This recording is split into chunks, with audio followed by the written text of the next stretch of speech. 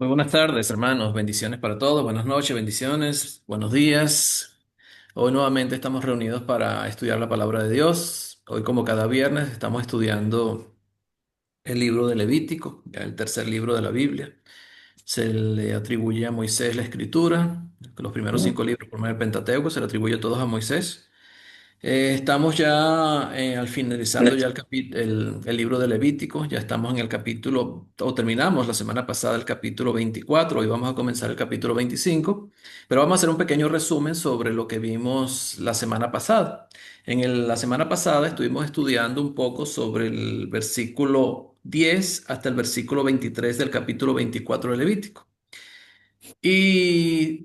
O sea, se trata de una narración que se hace aparte de todo lo que se viene diciendo en el libro de Levítico acerca de las leyes, las fiestas y todo lo que Dios está enseñando a Moisés para que le divulgue ante el pueblo todo lo que eran los mandamientos que Dios les estaba ordenando al pueblo de Israel que tenían que guardar, así como las fiestas que estuvimos viendo en el capítulo 23 también y parte del capítulo 24. También algunos mandamientos que estuvimos viendo. También en el capítulo 25 vamos a ver la parte del día de reposo de la tierra y el año del jubileo. Y aquí se hace como una pausa para atender un caso que estaba sucediendo en el campamento de los israelitas. Como recordaremos, el pueblo de Israel ya había salido de Egipto. Estaban ya en el desierto, al pie del monte Sinaí.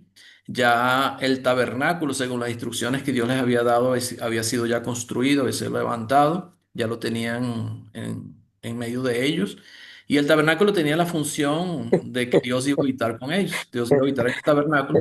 Por tanto, Dios tenía que instruir al pueblo de Israel de cómo podían vivir con Dios en el medio, viviendo con ellos. Ellos tenían que tener ciertos mandamientos, tenían que ser santos, como enseña a partir del capítulo 17. Ellos tenían que ser santos, así como Dios es santo. Sin la Hombre. santidad, ellos no podían estar en la presencia de Dios. Por tanto, Dios le da las instrucciones necesarias para que ellos puedan vivir en la presencia de Dios. Aunque Dios vivía en lo que era el tabernáculo, en el lugar dentro del tabernáculo, en la parte donde es llamado lugar santísimo, que es donde estaba el arca del testimonio con el propiciatorio, donde estaba la ley de los 10 mandamientos que Dios había dado a Moisés en el monte Sinaí cuando subió a recibirlos. Entonces, se cuenta una historia de un hombre que era hijo de una mujer israelita con un hombre egipcio. O sea, era un matrimonio mixto. Como recordaremos o recordamos, el pueblo de Israel estuvo 430 años en Egipto. Ellos tuvieron mucha interacción con los egipcios, ellos trabajaban para los egipcios, al final los egipcios los esclavizan, ellos trabajan como esclavos para Egipto y ellos prácticamente con tantos años que estuvieron viviendo en Egipto, ellos prácticamente perdieron lo que fue la identidad como pueblo de Dios, como pueblo de Israel. A pesar de que ellos seguían confiando en Dios, seguían orando a Dios, porque Dios escuchaba sus oraciones y Dios ya tenía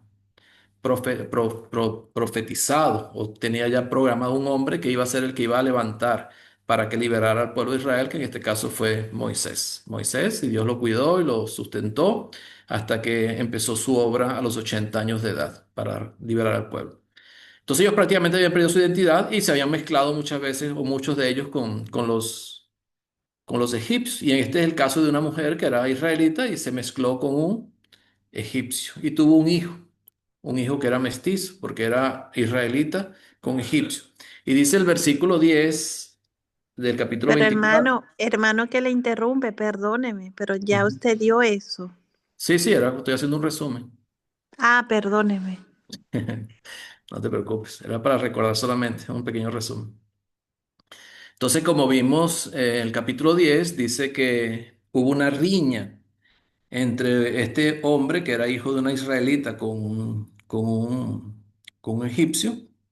Y dice que este hombre blasfemó el nombre y maldijo.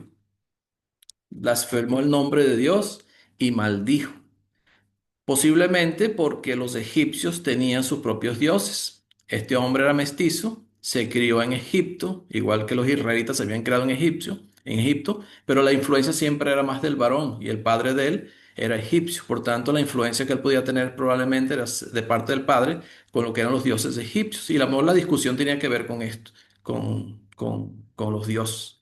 Y él blasfema el nombre de Dios. Y como blasfema el nombre de Dios, ellos simplemente consultan a Dios, el pueblo de Dios, el pueblo de Israel consulta a Dios sobre qué debían hacer con este hombre. Y lo que Dios eh, designa es que tenía que tener pena de muertos, tenía que haber pena de muerte, ¿verdad? Tenía que ser apedreado, lapidado hasta morir. Dice el versículo 13 al 14 que Dios ordena sacar al blasfemo fuera del campamento.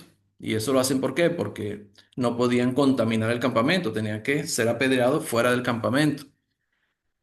Imponía las manos sobre su cabeza las personas que habían escuchado su blasfemia. Todos los israelitas que habían escuchado su blasfemia imponían o ponían las manos sobre su cabeza, como transfiriendo toda la culpa hacia ese hombre sobre lo que había hecho.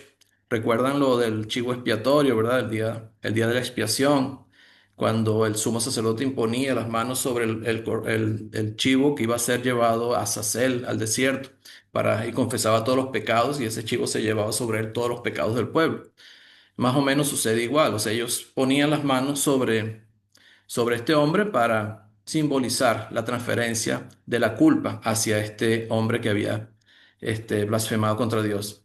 Del 15 al 16 dice que esto conlleva a la iniquidad personal, lo que era la maldición, pero que la blasfemia merecía pena de muerte, lo que Dios establece. Vemos también a partir del capítulo del versículo 17 al versículo 22, donde Dios habla sobre la ley del talión, que ya se había mencionado en Éxodo capítulo 21, versículos 23 y 24.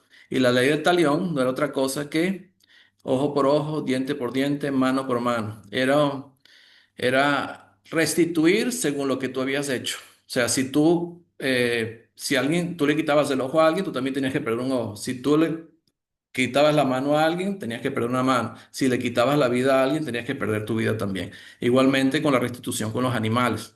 Si tú matabas un animal, tenías que restituir un animal al dueño de ese animal. Entonces la ley de talión básicamente tenía que ver con eso. Era una ley para todos, no solamente era para el pueblo de Israel, sino para los extranjeros que habitaban entre ellos. Recuerden que los que salieron de Egipto fueron 600.000 hombres, pero entre ellos salieron muchos, entre mujeres y más mujeres y niños, y entre ellos salieron muchos extranjeros, entre ellos muchos egipcios que estaban con ellos en el pueblo de Israel. Y esta ley era para todos, no solamente para los israelitas, sino para todos.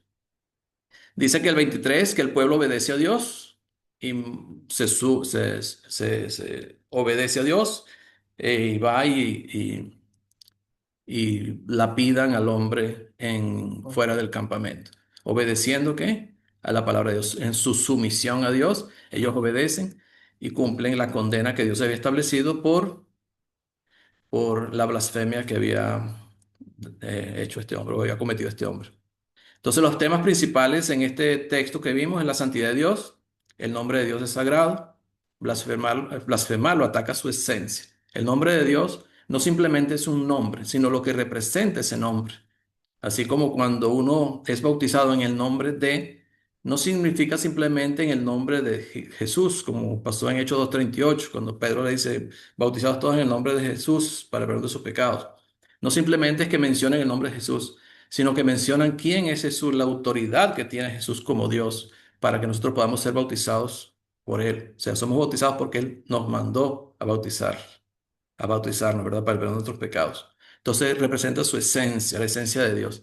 Y blasfemar su nombre es poner en entredicho lo que es la esencia de Dios. Justicia y equidad. La ley del talión asegura proporción e igualdad, aplicable a todos. O sea, hay proporción e igualdad para todos, nativos y extranjeros. Refleja el carácter justo de Dios. Dios es justo y Dios aplica justicia. En Ezequiel capítulo 18, versículo 4. El profeta decía, el alma que peque, esa morirá. O sea, el culpable tenía que pagar las consecuencias por su culpa. Había problemas de identidad mixta, que fue realmente el problema que aconteció, o sea, porque había habían se habían mezclado dos costumbres distintas, dos herencias distintas, ¿verdad? En cuanto a las costumbres, y eso había conllevado a riñas y problemas dentro de lo que era el grupo, dentro de lo que era la sociedad israelita del momento. Y eso lo vemos también nosotros, y la Biblia habla de eso, que el apóstol Pablo nos advierte muchas veces, o nos advirtió, por lo menos en 2 de Corintios, capítulo 6 versículo 14. Él nos advirtió que no os unáis en yugo desigual con los incrédulos. O sea, porque eso va a traer problemas, porque el incrédulo no piensa igual como tú piensas, tiene ideas diferentes, tiene metas diferentes, tiene propósitos diferentes. Nosotros pensamos ya de una manera distinta. Nosotros andamos en contra del mundo, ellos andan a favor del mundo. Por tanto, siempre va a haber choques entre el incrédulo y el creyente. Entonces, lo más sano para un cristiano es unirse en yugo igual. Y aquí no se trata solamente de matrimonios, se trata de todo, cualquier unión que podamos tener en este mundo. O sea, lo lógico es que lo hagamos entre creyentes. La responsabilidad comunitaria, vemos acá también. La ejecución no fue solamente de un grupo, todo el pueblo tenía que apedrear a este hombre, porque eso afectaba a todo el pueblo. Los que pusieron sus manos sobre él solamente fueron los que oyeron la blasfemia, pero el apedrear al hombre dice que tenía que ser todo el pueblo. Yo no sé cómo lo harían, porque eran muchas personas que tenía el pueblo de Israel en ese momento, eran más de, por lo menos 2 millones de personas aproximadamente, y todos tenían que apedrearlo. Era una responsabilidad comunitaria, erradicar el pecado de entre ellos. Entonces era responsabilidad de todos y era una enseñanza que Dios le estaba dando a ellos, que ellos tenían que erradicar el pecado que había entre ellos. Y en este caso era el hombre que había blasfemado. Y vemos también en el ejemplo de la gracia en el Nuevo Testamento. Aunque fue severo el castigo de este hombre, esto apunta a Jesús, quien tomó nuestras debilidades, nuestras blasfemias, nuestros pecados, y el castigo fue sobre él, como dice Isaías capítulo 53, los versículos 4 al 6. Él llevó nuestros pecados, nuestras iniquidades sobre él. Él cargó los pecados de nosotros y la muerte fue para él. Entonces vemos también esa sombra en cuanto a la gracia, a la misericordia de hoy. Entonces tenemos que aprender a reverenciar a Dios, no utilizar el nombre de Dios en vano, como dice el Éxodo capítulo 20, versículo 7, los mandamientos que Dios le dio al pueblo de Israel. Tenemos que tener respeto al mencionar y al dirigirnos a Dios. Aunque es nuestro Padre, tenemos que tener respeto al dirigirnos a Él y no utilizar su nombre en vano, o sea, para cualquier cosa. Tenemos que ser justos, no vengativos, sino justos, aplicar justicia en nuestra vida. Y muchas veces la justicia, según la enseñaba Jesús en el Mateo capítulo 5 versículo 38 al 42 en el Sermón del Monte, tenía que ver con la manera nueva como vemos nosotros ahora a los demás, enseñándonos Jesús que ahora tenemos que cambiar nuestra manera de pensar, que tenemos que sujetarnos a Dios y y actuar como Dios actúa, como actúa Jesucristo, poniendo su propia vida en propiciación por los pecadores. ¿Por qué? Porque el propósito de Dios, ¿cuál es? Salvar a todo el mundo. Entonces aquí Jesús enseñaba acerca de esta ley del talión. Tú oíste que fue dicho ojo por ojo y diente por diente. Y así enseñaba, por eso tu hermano te dio por una mejilla, ponle la otra. Si te obliga a llevar una milla, ve con el dos. O sea, ir más allá de lo que esperan los hombres de nosotros. Ser mejores, o sea, caminar en contra de la corriente de este mundo para que las personas vean nuestras obras, nuestras buenas obras y glorifiquen a Dios. Eso es lo que Dios nos enseña. Identidad espiritual. Si estás dividido entre el mundo y la fe, decide firmemente por Dios. Tenemos que decidir hacia dónde vamos a estar. Josué capítulo 24, versículo 15, enseñándole al pueblo de Israel acerca de su identidad, de quién eran ellos, de a quién tenían que adorar. Él les puso en la mesa y le puso esa opción de que ellos tomaran la decisión correcta. Él dice, busquen ustedes a quién van a adorar, a quién van a glorificar, a quién van a servir. Si al Dios de los amorreos o de los ciudades donde ustedes viven, o al Dios verdadero. Pero dice, pero yo y mi casa serviremos a Jehová. O sea, es una decisión que tenemos que tomar todos eh, en nuestra familia, en nuestra casa. Y depender de Dios. Moisés no simplemente actuó impulsivamente con este hombre que había blasfemado, sino que él consultó con Dios. Y nosotros en momentos difíciles, momentos de dificultad, sin saber lo que vamos a hacer, tenemos que consultar con Dios. Tenemos maneras de consultar con Dios. O sea, en oración, hablar con Dios y Dios siempre nos va a dar la respuesta y nos va a dar la salida sobre lo que debemos hacer en cualquier situación. Y vemos la misericordia de Jesús. El castigo por el pecado se transforma en gracia. Invita a otros a recibirlo como pan de vida y luz del mundo. O sea, el castigo se convierte en gracia. Dios nos regala. Éramos culpables, así como ese hombre era culpable y fue castigado y apedreado. Nosotros también éramos culpables y Dios no permitió que nosotros muriéramos, sino que muriera su Hijo en nuestro lugar. Entonces vemos la gracia de Dios también en todo este texto. Eso es más o menos lo que vimos así por encima la semana pasada. Hoy vamos a ver el capítulo 25 y en el capítulo 25 o vamos a aprender un poco sobre el año de reposo de la tierra y el año del jubileo. El año del reposo de la tierra y el año del jubileo. Y tiene que ver con leyes de santidad también. Recuerden que Dios habita entre ellos y para que ellos sean santos tienen que sujetarse a la ley de Dios. Dios les está dando leyes de santidad. Desde el capítulo 17 hasta el capítulo 26 son leyes de santidad, donde Dios quiere que seamos, donde Dios nos da instrucciones para que ellos, los judíos, los israelitas que están recibiendo estas instrucciones, sean santos y puedan habitar con Dios, sometiéndose a su palabra. Como dice el versículo 18 del capítulo 25. Ejecutad pues mis estatutos y guardad mis ordenanzas, y ponedlos por obra y habitaréis en la tierra seguros. O sea, ustedes quieren vivir seguros, ejecutad pues mis estatutos y guardad mis ordenanzas, y ponedlos por obra y habitaréis en la tierra seguros. Vamos a comenzar a leer un poco sobre a ver si nos alcanza el tiempo para terminarlo. Creo que no va a alcanzar porque es bastante largo el capítulo 25. Pero por lo menos ver la primera parte de este libro o de este capítulo.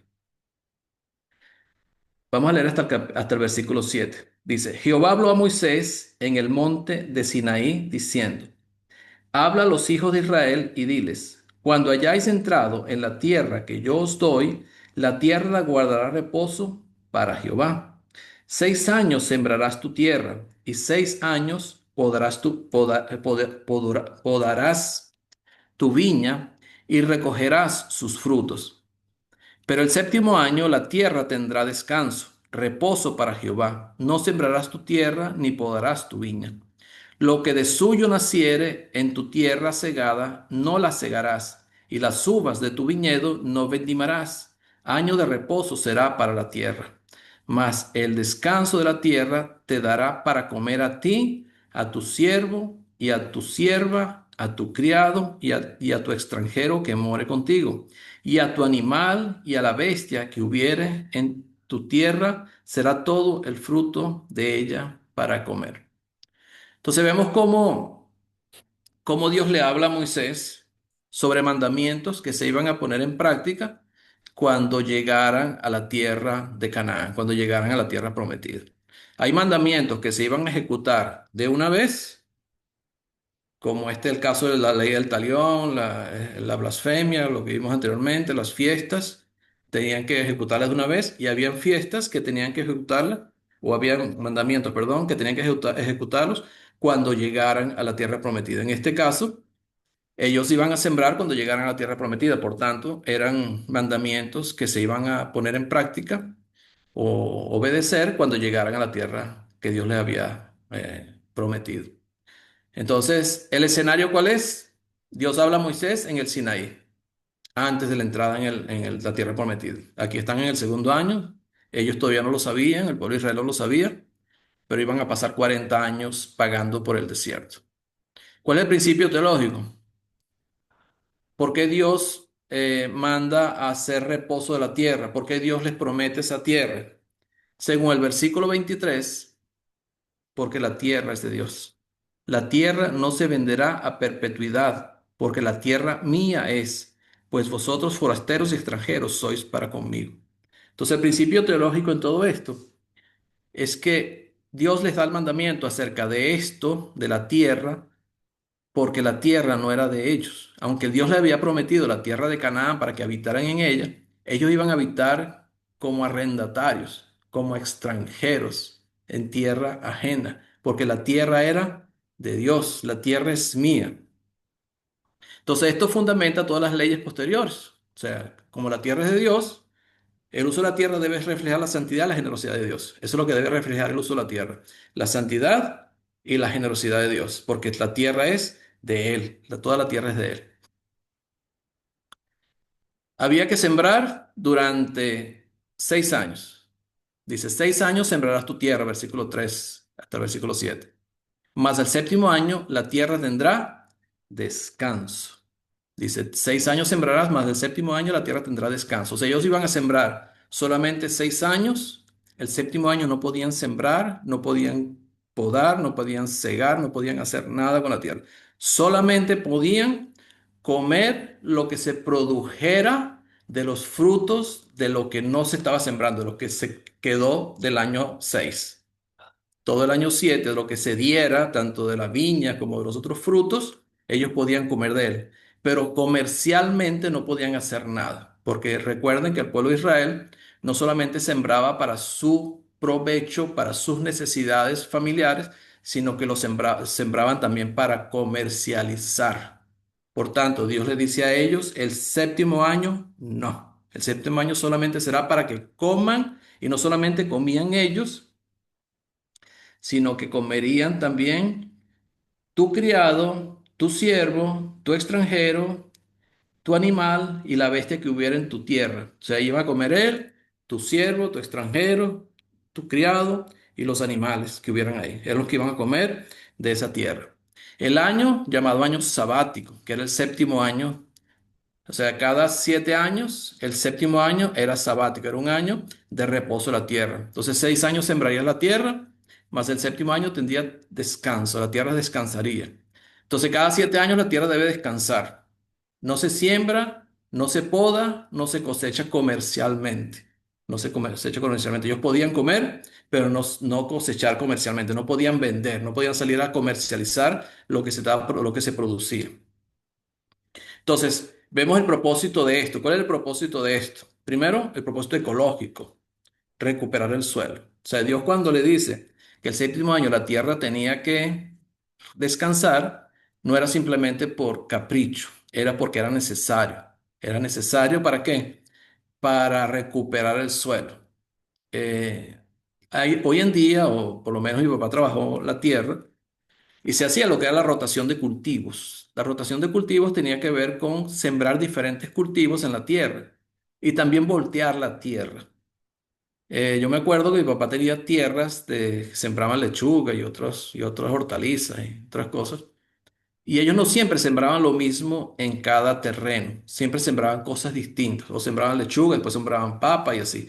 Y de esa manera se mantenía productiva la tierra. Entonces, Dios cuando manda que el séptimo año haya reposo en la tierra es para que la tierra se recupere y sea productiva para que en el octavo año, cuando ellos vayan a sembrar nuevamente, la tierra sea fecunda y dé lo suficiente.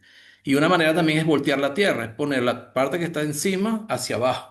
O sea, es como voltear, y eso lo hacían con tractores. Y yo me acuerdo que cuando mi papá había tractores que volteaban la tierra para que la tierra siempre estuviera productiva. No se hacía el descanso de la tierra como la Biblia enseña, pero sí se hacía esto para que la tierra siguiera productiva. También vemos el propósito social.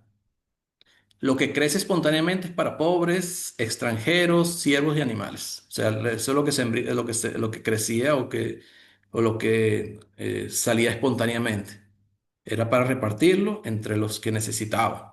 Entonces, igualdad ante la provisión divina. Había igualdad ante la provisión divina. O sea, para todos era lo sembrado. No es que el dueño del terreno se quedaba con gran parte, sino que todo era para todos. Y había un recordatorio teológico también en cuanto a eso, que Dios es el proveedor, que Dios es el que proveía. Dios le está dando mandamientos y Dios le está diciendo, confíen en mí, porque yo soy el que les va a proveer, no el esfuerzo humano. Aunque nosotros hacemos esfuerzo para llevar el sustento a nuestras casas, a nuestras familias, Dios realmente es el que nos provee, nos da la fuerza, nos da lo que necesitamos para poder proveer para nosotros. Ya Dios en Éxodo había dado este mandamiento. En Éxodo capítulo 23, versículo 10, él lo dice antes de decirlo en el Levítico. En el capítulo 23, versículo 10 al 11, él dice, 6 años sembrarás tu tierra y recogerás su cosecha. Y aquí está hablando del año sabático. Mas del séptimo año la dejarás libre para que coman los pobres de tu pueblo, y de lo que guardare comerán las bestias del campo. Así harás con tu viña y con tu olivar. O sea, tenía que hacerlo con todo lo que él producía, tenía que hacerlo de esta manera. Entonces producía durante 6 años y el séptimo año no sembraba, no podaba, no cosechaba, sino que lo dejaba para el pobre, para el siervo, para el extranjero y para los animales, para que comieran todos ahí, en ese año. A partir del versículo 8 ya se habla de otra cosa distinta en cuanto al reposo de la tierra. Y se habla del año del jubileo. Del versículo 8 al versículo 17, y vamos a leerlo, habla del año del jubileo. Dice, y contarás 7 semanas de años, 7 veces 7 años, de modo que los días de las 7 semanas de años vendrán a serte 49 años. Entonces harás tocar fuertemente la trompeta en el mes séptimo a los 10 días del mes. El día de la expiación haréis tocar la trompeta por toda vuestra tierra. Y si santificaréis el año 50 y pregonaréis libertad en la tierra a todos sus moradores, ese año os será de jubileo. Y volveréis cada uno a vuestra posesión, y cada cual volverá a su familia. El año 50 os será jubileo. No sembraréis ni segaréis lo que naciere de suyo es en la tierra, ni vendimiaréis sus viñedos, porque es jubileo, santo será a vosotros el producto de la tierra, comeréis. En este año de jubileo volveréis cada uno a vuestra posesión, y cuando vendiereis algo a vuestro prójimo o comprareis de mano de vuestro prójimo, no engañe ninguno a su hermano. Conforme al número de los años después del jubileo comprarás de tu prójimo. Conforme al número de los años de los frutos te venderá él a ti. Cuando mayor fuere el número de los años, aumentarás el precio, y cuanto menor fuere el número, disminuirás el precio, porque según el número de las cosechas, te venderá él. Te venderá él. No engañe ninguno a su prójimo, sino temed a vuestro Dios, porque yo soy Jehová, vuestro Dios. Entonces contarás cuántos, 7 semanas de años. O sea, se menciona, se hablan de 7 semanas de año, porque una semana tiene 7 días. Entonces son 7 años. Y 7 por 7 son 49 años. El año 50, el año siguiente, es el año del jubileo. ¿Cuándo empezaba el año del jubileo? ¿En qué momento? Empezaba en el mes 7. En el mes 7. Jubileo de por sí significa toque de trompeta. En ese momento se tocaba lo que era el chofar, que era el cuerno que sonaba como una trompeta.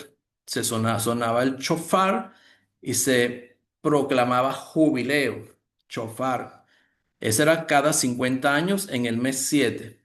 El calendario judío, para lo que eran las fiestas religiosas, comenzaba en Nisan, que era el primer mes judío, que era en la primavera. Pero para el calendario civil empezaba en Tishri, que era el mes 7. Entonces aquí el jubileo comienza en Tishri, en el día 10, que es el año de la fiesta de, de la expiación, la fiesta de la expiación, donde se sacrificaba el cordero.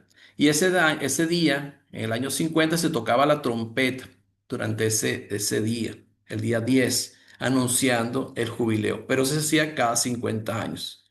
Entonces, era 49 porque eran 7 por 7, 49, más el día uno, más un día, más de un año, perdón, eran los 50 años. En ese año no se podía sembrar, no se podía cosechar, era como el año de reposo de la tierra igual, pero era un año de jubileo. Entonces, primero se anunciaba con la trompeta, el chofar, que era el día que se hacía el día de la expiación, según el versículo 9. Entonces harás tocar fuertemente la trompeta en el mes séptimo a los 10 días del mes, durante la fiesta de la expiación.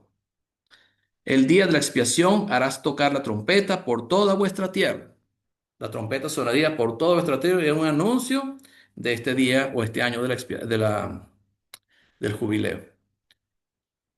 ¿Qué se proclamaba? Libertad. Todos los israelitas esclavizados por deudas son liberados. Versículo 10 dice, y santificarás el año 50 y pregonaréis libertad en la tierra a todos sus moradores. Ese año os será de jubileo y volveréis cada uno a vuestra posesión y cada cual volverá a su familia. O sea, era una manera de que todas las posesiones volvieran nuevamente a cada familia. O sea, tú podías tener la tierra, tú podías comprar la tierra por dinero, pero al año 50 tenías que devolverla a sus propietarios, a sus familias, a las familias. Ese era en el año del jubileo. Era como igualdad para todos. Versículo 39 al 41. Dice así, y cuando tu hermano empobreciere estando contigo y se vendiere a ti, no le harás servir como esclavo. Como criado, como extranjero, estará contigo. Hasta el año del jubileo te servirá. Entonces saldrá libre de tu casa, él y sus hijos consigo, y volverá a su familia y a la posesión de sus padres se restituirá. No solamente se restituían las posesiones, las tierras, sino también a los mismos israelitas que muchas veces se vendían, no como esclavos, porque el israelita no podía ser esclavo de otro israelita, sino como siervos. Ellos podían ser libres en el año del jubileo. También podían redimirse, pero el año del jubileo ellos eran libertados. Y sus posesiones, las que ellos habían vendido, eran devueltas nuevamente a sus familias. Había restauración. Toda la tierra vendida vuelve a su familia original. Versículo 13, versículo 28, dice que todas las tierras volvían a su posesión original. Versículo 28 dice,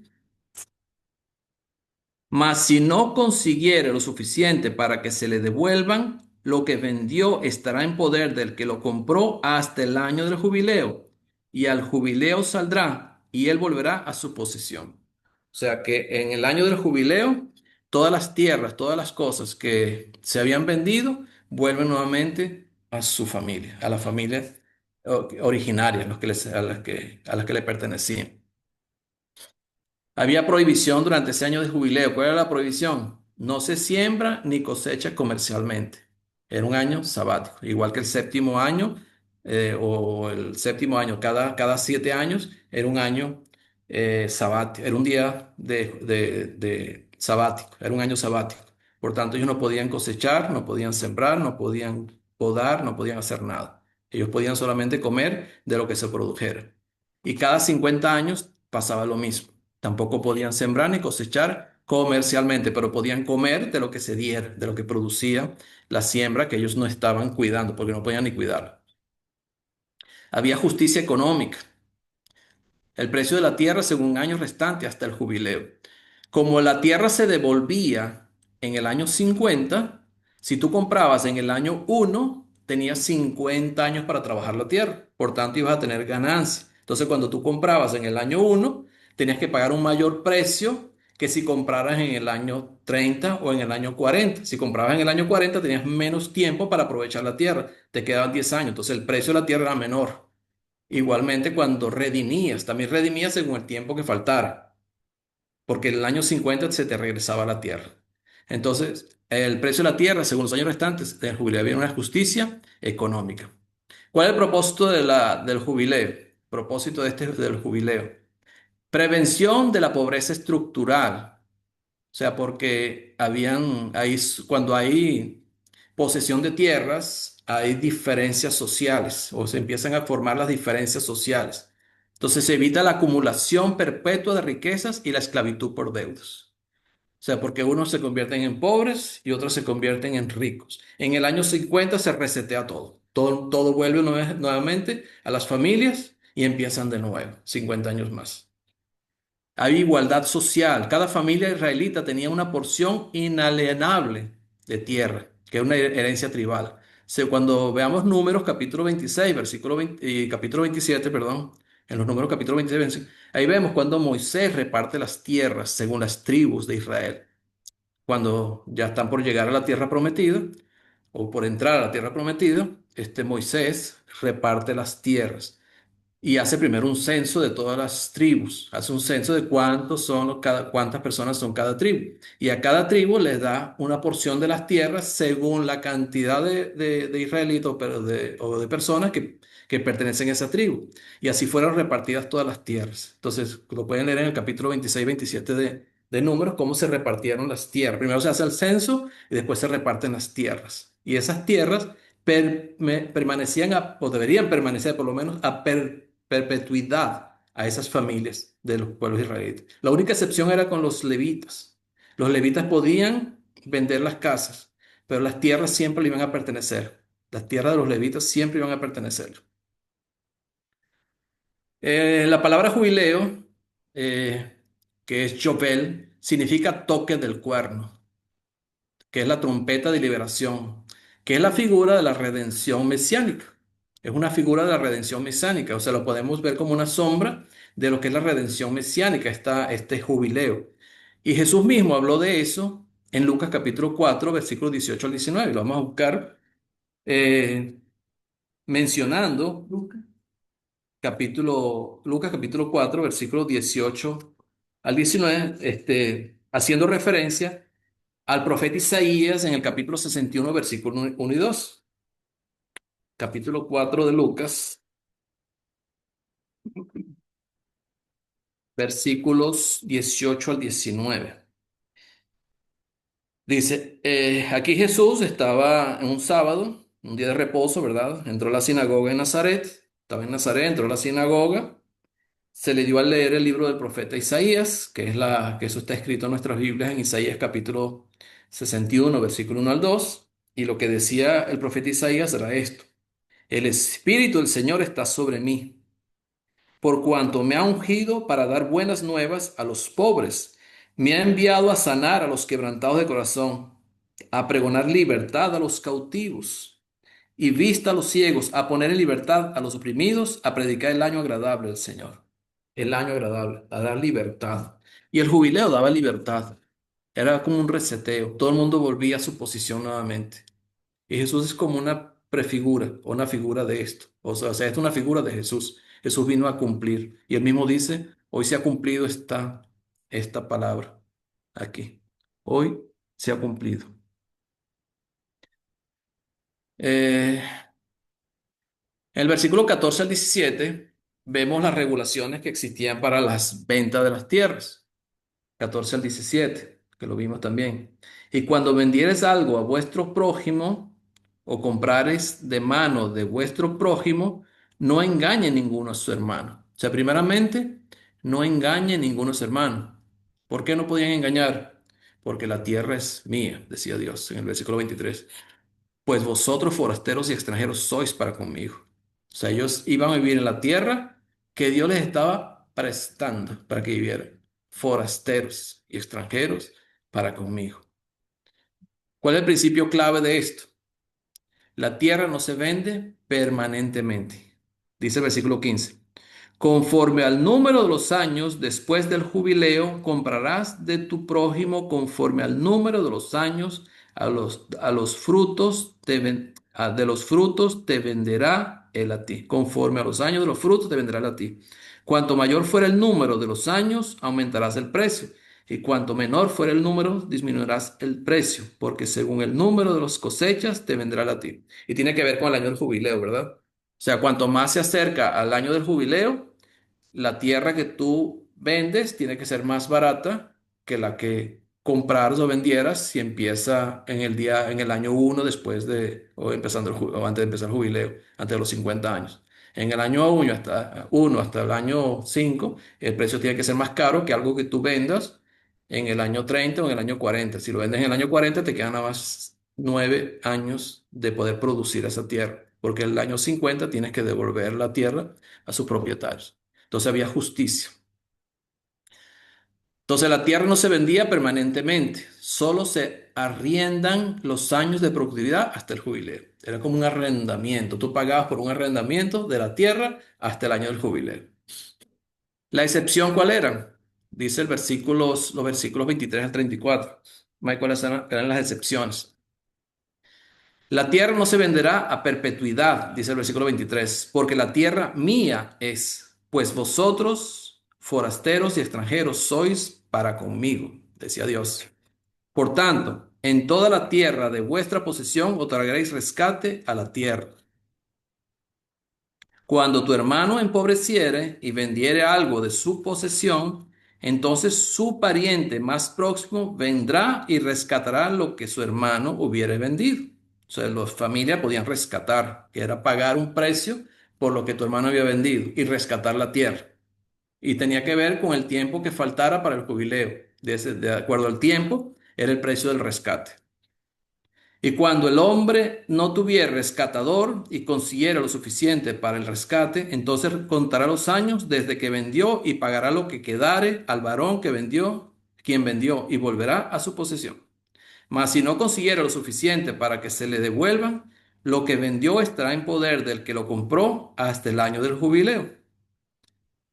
Y en el jubileo saldrá y él volverá a su posesión. Entonces todo lo que él vendía volvería a la posesión. El varón que vendiere casa de habitación en ciudad amurallada tendrá facultad de redimirla hasta el término de un año desde la venta. Un año será el término de poderse redimir. Fíjese que cuando tú vendías una casa en una ciudad amurallada, todas las ciudades en aquel tiempo, las ciudades importantes por lo menos, se le construyó una muralla alrededor, como el caso de Jerusalén, tenía una muralla alrededor. Y cuando la casa estaba dentro de la muralla, de la ciudad amurallada, tú podías redimirla solamente el primer año desde que la vendiste. O sea, tú podías venderla y a los 9, 10 meses, 11 meses, tú podías decirle al que la vendiste, mira, yo quiero pagarte el rescate por la casa, devuélveme mi casa. Pero si pasaba más de un año, ya no podías redimirla. Y si no fuera rescatado dentro de un año entero, la casa que estuviere en la ciudad amurallada quedará para siempre en poder de aquel que la compró. Fíjese, la casa amurallada que estaba amurallada quedaba para siempre, después de un año, en posesión de aquel que la compró. Y para sus descendientes no saldrán en el jubileo. Estas casas no salían en el jubileo. Podían pasar los 50 años, o sea, el año 50, y esta casa no era aplicable para el jubileo, porque estaba dentro de ciudades amuralladas. Mas las casas de las aldeas que no tienen muro alrededor serán estimadas como los terrenos del campo. Podrán ser rescatadas y serán el jubileo. Entonces las casas que estaban en las aldeas, fuera de las ciudades amuralladas, salían como los terrenos, igual. Podían ser rescatadas según el tiempo que faltara para el jubileo, o si no podían rescatarse en el jubileo salían y eran devueltas nuevamente a sus dueños originales. El 32 dice, pero en cuanto a las ciudades de los levitas, y esta es una excepción que había, pero en cuanto a las ciudades de los levitas, estos podrán rescatar en cualquier tiempo las casas en las ciudades de su posesión. Ellos siempre podían rescatar las casas, los levitas, que eran el pueblo que trabajaba en el tabernáculo en este caso. Y el que comprare de los levitas saldrá de la casa vendida o de la ciudad de su posesión en el jubileo, por cuanto las casas de las ciudades de los levitas son la posesión de ellos entre los hijos de Israel. O sea, los levitas, había excepción con los levitas. Ellos podían tener la casa donde fuera que la tuvieran. Ellos la podían vender, pero la casa volvía otra vez nuevamente. Y las podían rescatar, o sea, podían repagar o pagar el precio por la casa de acuerdo al tiempo que faltare para el jubileo, y si no podían, esperaban a los 50 años, y en el año 50 la casa les era retornada nuevamente a los israelitas. Más la tierra del ejido, fíjate que ellos solamente podían vender las casas, pero las tierras donde criaban el ganado, sembraban, ellos no podían venderlo. Eso era de ellos a perpetuidad de los levitas. Dice el 34. Mas la tierra del ejido de sus ciudades no se venderá, porque es perpetua posesión de ellos. O sea, la tierra donde del ejido, cuando hablan del ejido es la tierra donde ellos sembraban, donde cosechaban, donde tenían el ganado. Ellos no podían venderla. Era de ellos. Era de ellos siempre. No, o sea, no tenían esa opción de poder venderla. Entonces, el principio clave, nada se vendería permanentemente, solo se rendía. Y la excepción entonces eran las casas amuralladas, que estaban dentro de las ciudades amuralladas, que se podían vender definitivamente. O sea, se podía vender hasta un año. O sea, después de un año ya quedaban definitivamente en la posesión de la persona que lo había comprado. Dentro del año podían ser redimidas, podían ser rescatadas esas casas. Pero casas levitas, de los levitas, siempre eran redimibles. Siempre. La ética comercial que vemos acá de parte de Dios, en el versículo 14, versículo 17, es no os engañéis unos a otros. Ellos tenían que ser honestos en sus transacciones comerciales. Tenía que haber honestidad, porque la santidad tenía que ser primero en el pueblo de Israel. Es lo que Dios exigía de su pueblo. Eso está en el versículo 14 del capítulo 25 y y en el versículo 17. Y cuando vendieres algo a vuestro prójimo o comprares de mano de vuestro prójimo, no engañéis ninguno a su hermano. Y el 17, no engañéis ninguno a su prójimo, sino temed a vuestro Dios, porque yo soy Jehová vuestro Dios. Entonces tenía que haber honestidad, ética comercial. No podía haber engaños entre ellos. En los versículos 25 al 55 vemos la redención de las tierras, que ya lo estuvimos leyendo. Entonces, ¿quién podía redimir la tierra? Redimir es pagar el precio. Redimir era pagar el precio por la tierra, para que regresara nuevamente a la posesión, antes que se cumpliera el jubileo. Antes del jubileo ellos podían redimir, podían pagar el precio y la tierra volvía a su posición. Era algo que Dios había expuesto aquí en su ley, o sea que ellos podían hacerlo y tenía que aceptarlo la persona que compraba. Entonces un pariente podía recomprar la tierra vendida por pobreza. O sea, la persona era pobre, tenía que vender su tierra porque necesitaba dinero, pero un pariente cercano podía comprar esa tierra. Si no había redentor, no había quien redimiera, no había quien comprara, volvía en el jubileo. En el jubileo le era devuelta esa tierra a esa persona que había vendido por pobreza, por falta de recursos. Había redención también de personas. Se redimía también las personas. Un rey, según el versículo 39 al 40, que también lo estuvimos viendo, dice así: y cuando tu hermano empobreciere estando contigo y se vendiere a ti, no le harás servir como esclavo. Primeramente, entre los israelitas no podía haber esclavitud entre ellos. Él se podía vender a ti, pero no como esclavo, porque se empobreció, necesitaba tu ayuda. Como criado, como extranjero estará contigo, hasta el año del jubileo te servirá. O sea, iba a estar como criado o como extranjero, pero nunca como esclavo. Entonces, nunca como esclavo permanente. Era tratado como un hermano. ¿Y que era liberado cuándo? Según el 41, en el año del jubileo. Los extranjeros sí podían ser esclavos. Cuando era extranjero, cuando no eran pueblo de Dios, cuando no eran pueblo de Israel, ellos sí podían ser esclavos, podían comprarlos como esclavos, pero al israelita no. Versículo 44 al 46 dice: así tu esclavo como tu esclava que tuvieres serán de la gente que están en vuestro alrededor. O sea, los esclavos que tú tengas no pueden ser del mismo pueblo de Israel. Tienen que ser de gentes que están a tu alrededor.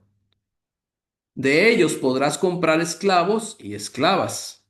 También podréis comprar de los hijos de los forasteros que viven entre vosotros y de las familias de ellos nacidos en vuestra tierra, que están con vosotros, los cuales podréis tener por posesión. Y los podrás dejar en herencia para vuestros hijos después de vosotros, como posesión hereditaria. Para siempre os serviréis de ellos, pero en vuestros hermanos, los hijos de Israel, no os enseñorearéis cada uno sobre su hermano con dureza. Ellos tenían que tenerlos como servidores, pero nunca como esclavos. Los únicos que ellos podían comprar como esclavos eran extranjeros, no podían ser israelitas. Según el 48 y el 49, cuando el empobrecido se vendía como siervo al otro israelita, él podía ser redimido también. Él podía ser redimido por un precio, pero tenía que ser por un familiar. Dice el versículo 48. Después que se hubiere vendido, podrá ser rescatado. Uno de sus hermanos lo rescatará. Cuando habla de rescatar, es pagar el precio por su liberación, porque él también se vendió. O su tío o el hijo de su tío lo rescatará, o un pariente cercano de su familia lo rescatará, o si sus medios alcanzaren el mismo, se rescatará. O sea que él mismo tenía la facultad de poderse rescatar si sus medios alcanzaban. Si él acumulaba el dinero suficiente para ser rescatado, él podía ser rescatado. Y eso dependía del tiempo que faltara para el jubileo. O sea, pudo haberse vendido como siervo a este hombre en el año 5 de los 50 años y pudo haberse rescatado en el año 30. Faltaban nada más 19 años para empezar el jubileo, para que empezara el año 50. Por tanto, el precio que él tenía que pagar por su rescate era menos que el precio que le pagaron a él para que él fuera siervo. Entonces, él podía ser rescatado por un familiar o él mismo se podía rescatar.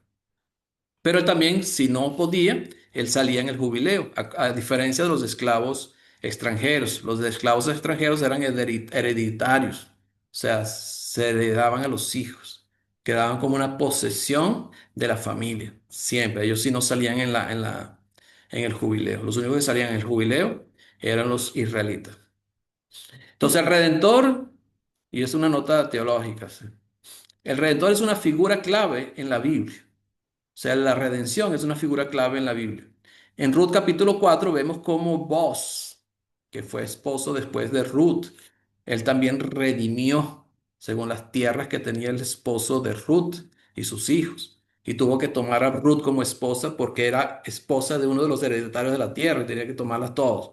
Entonces él redimió también. En Job capítulo 19, versículo 25, Job mismo decía, yo sé que mi redentor vive.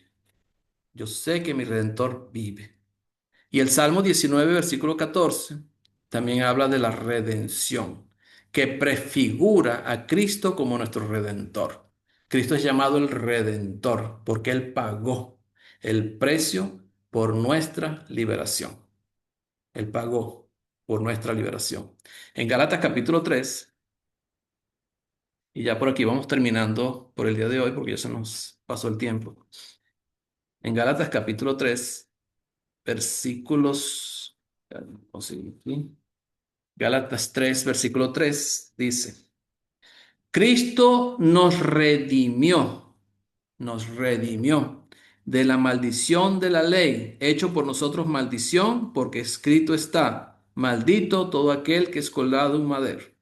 Entonces Él nos redimió de la maldición de la ley, hablando con los israelitas.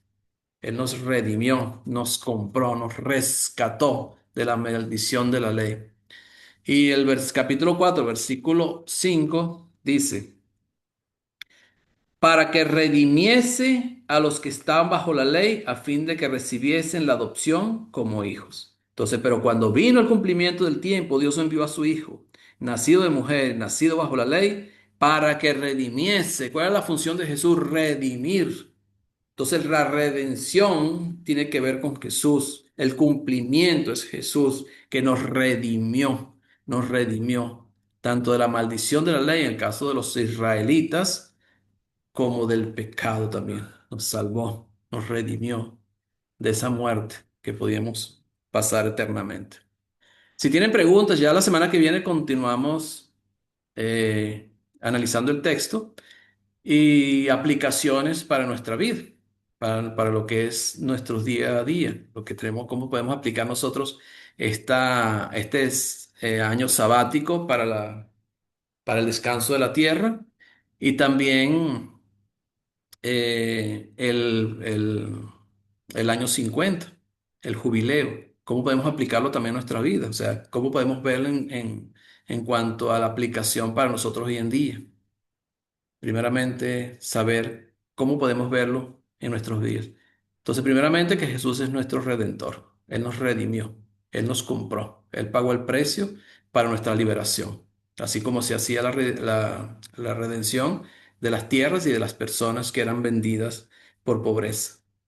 Entonces, si tienen preguntas o comentarios, los pueden hacer y continuamos entonces la semana que viene para completar este estudio del día de hoy.